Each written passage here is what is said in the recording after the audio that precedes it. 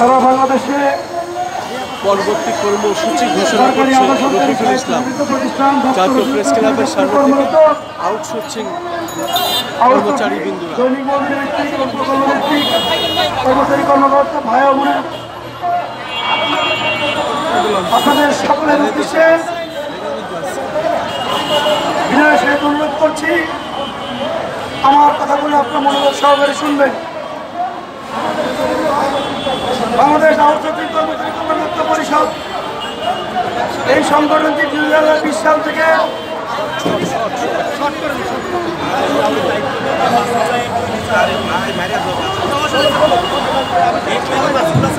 আমাদের দাবি আদায়ের লক্ষ্যে কাজ করে যাচ্ছে।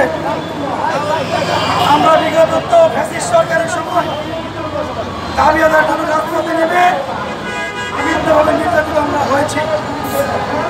বিগত ফ্যাসিস্ট সরকার আমাদের দাবি আদায় করে নেওয়ার কথা নাই।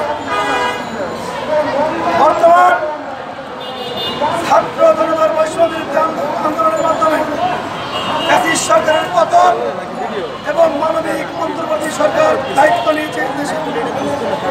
আমরা মানবিক এই অন্তর্বর্তীকালীন সরকারের প্রতি দৃষ্টি আকর্ষণ করে সারা বাংলাদেশের মানুষের দুঃখ দুর্দশা উপস্থাপন করেছি, আমাদের দাবিগুলো তাদের কাছে উপস্থাপন করেছি।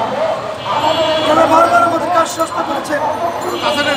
দুঃখের বিষয়, এখন পর্যন্ত আমাদের দাবি বাস্তবায়িত হয়নি।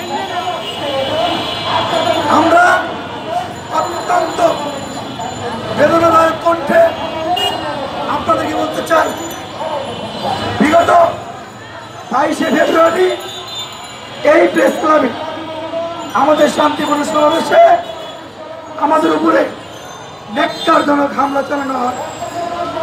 আমরা আজকের যে প্রতিবাদ সমাবেশ, এই প্রতিবাদ সমাবেশ থেকে তীব্র নিন্দা এবং প্রতিবাদ জানিয়েছি। আমাদেরকে বিভিন্নভাবে সরকার আশ্বস্ত করেছে যে আমাদের দাবি নাকি বাস্তবায়িত হবে, কিন্তু এক অবধি পর্যন্ত আমাদের দাবি বাস্তবায়িত হয়নি।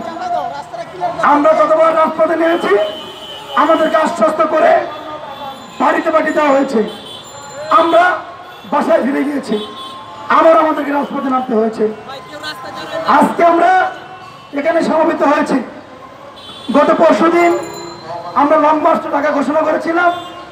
আপনারা যে সকল প্রতিষ্ঠান থেকে এখানে উপস্থিত হয়েছেন আপনাদের মধ্যে আমরা কৃতজ্ঞতা প্রকাশ করছি, এবং যারা রওনা দেননি বা আসেননি বা আসতে পারেননি তাদের প্রতি বিনীত অনুরোধ, আমাদের যে এখন আমরা কর্মসূচি ঘোষণা করব, এই কর্মসূচি ঘোষণার সাথে সাথে সকলের জায়গা থেকে নিজ দায়িত্বে এই অভিশপ্ত জীবন থেকে মুক্তি লাভের জন্য জীবনের মায়া ত্যাগ করে এই কর্মসূচি সফল করতে আপনারা যার যার জায়গা থেকে রওনা দিয়ে দিবেন।